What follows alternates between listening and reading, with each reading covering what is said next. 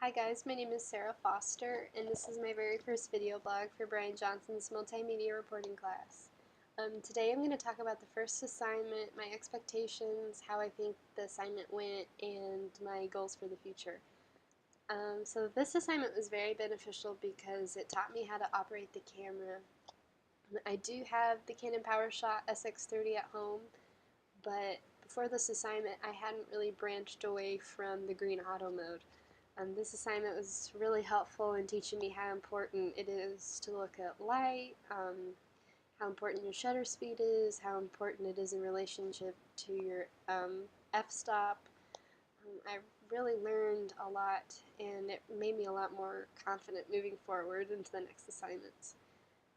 So I originally wanted to tell a story about Champaign-Urbana. I wanted the photos to kind of operate as if they were a photo series. But as I started shooting, my angle kind of changed.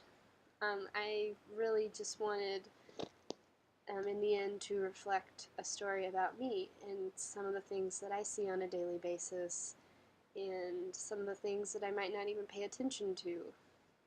I just really wanted to see the world with a new eye, which turned out to be my camera lens. So the very first assignment the very first part of assignment 1 was focal length. And for my wide-angle photo, I took a picture of the stock pavilion on the South Quad. And I thought this was a cool shot because the sidewalk acted as if it was a leading line. It really drew your eyes in toward the stock pavilion. And also because there were 3 glass windows on the front of the building, and they were all equidistant, so it was really cool to kind of frame the picture according to those windows. So one window was on the center and others were on the sides, and I got in close enough to where both of the windows were touching the edge of the photos, and I really liked how it looked. And I also really liked how the camera made the colors very vivid. It was a very cloudy day, but yet the camera was so good at detecting colors that it made it look like it was kind of sunny out. So that was very cool. So for my telephoto, I took a picture, I zoomed in on the glass window, and I thought this was a really cool shot because it kind of, you could see reflected in the window of the bell tower and some of the trees in the quad, and I thought that was really cool because it showed how important light was on the photo, and you kind of saw a new angle, no pun intended, on the South Quad. And I really liked this category. I think out of all the photos, this is probably my favorite to shoot. So moving on to my action shot, I took, for stopped action, I took a photo of me tossing up a mini basketball into the air. I got the basketball right in the air and my palm was stretched out like this. So it almost looked as if the ball was levitating, which was very strange. But I thought it was really cool because it showed, it was, first of all, it was very hard to stage the ball because I was throwing it and taking the picture, but also because the ball was up in the air and it was pretty clear and focused. The only thing is it kind of had a bluish tint, and I tried to edit it out, but it didn't really go away as much as I'd like, so in the future I'd really like to get better at making sure my stopped action photos are clear and crisp and balanced with the colors.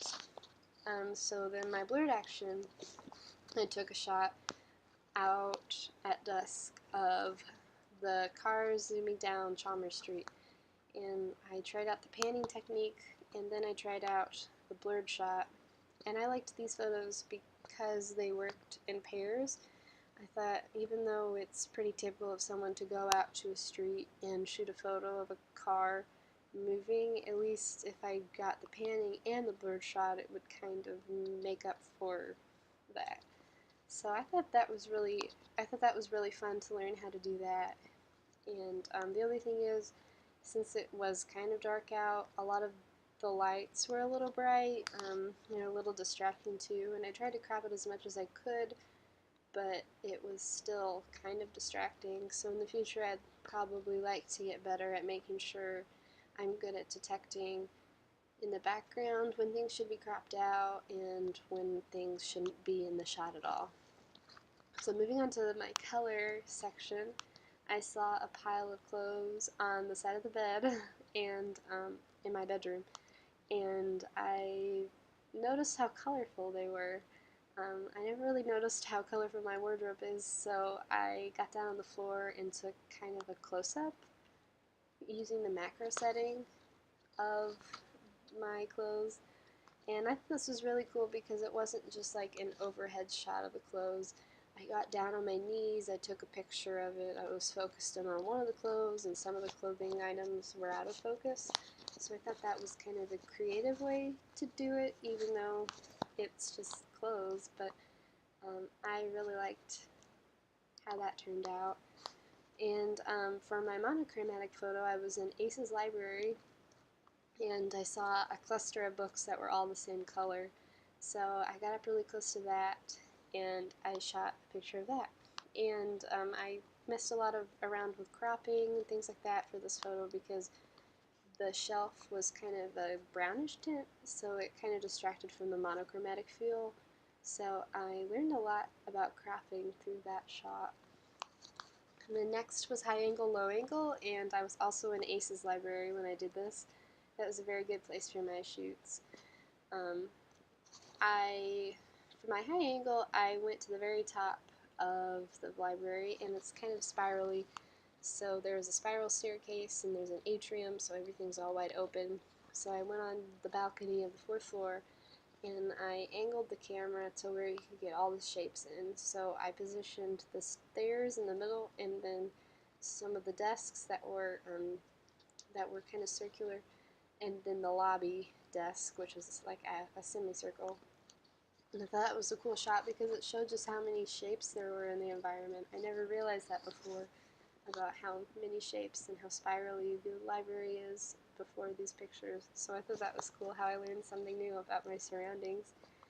And then for my low angle, I went to the very bottom of the library, and I got a picture of the stairs winding up as well as the dome. And I thought that was really cool because the dome is really pretty, but also the stairs kind of frame the dome. They act as if they're framing it, so it draws your eyes in more on that subject. So then moving on to shadows, this was probably the hardest category out of all of them to shoot. The hard shadows weren't as bad. I managed to snap a lot of pictures of hard shadows. I got one when I was drinking coffee. I got one when I was walking through the library and I saw the way the light was hitting on a statue.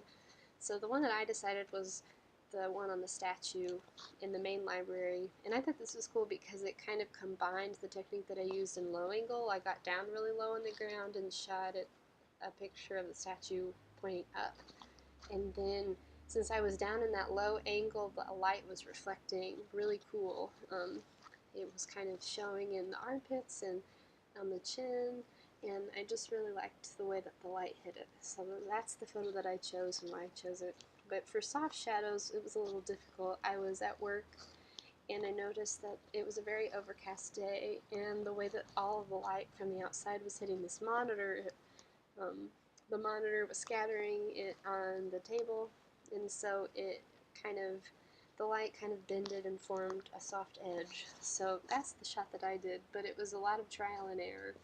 I took a lot of photos thinking that they were soft shadows, but instead they were hard shadows, so in the future I'd really like to get better at determining the differences between both of the shadows and then learning how to frame them when I shoot them. And then moving on to close-up, this is really fun, I think. I took a picture of some flowers that were beside my bed.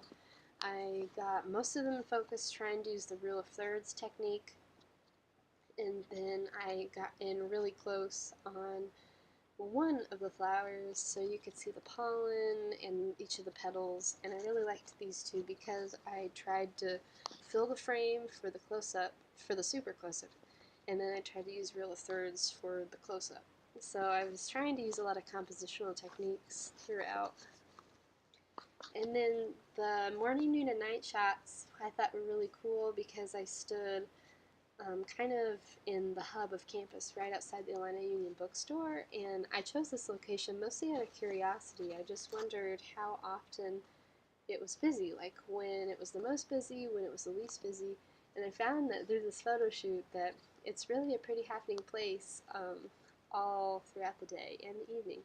So I stood right on the corner of Daniels and Wright, and I shot a picture right as the buses were coming. I tried to do it the same way for each photo, but it was a little hard to stand in the same way in the exact same spot, so it did look a little bit off, but other than that,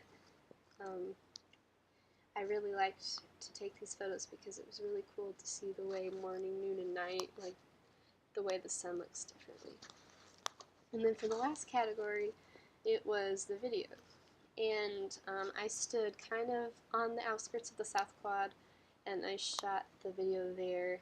And I chose this spot because it was right by David Kinley Hall, and so I started filming around like maybe 11:50, so a lot of people were getting out of class, and I just wanted to capture everyone in their natural environment, like what they were like on a normal day at school. So I liked one of the videos. I think the video without the tripod, an ambulance was going by, so you could hear all of that activity. You could hear the rustling. You could hear the siren. You could hear all the people.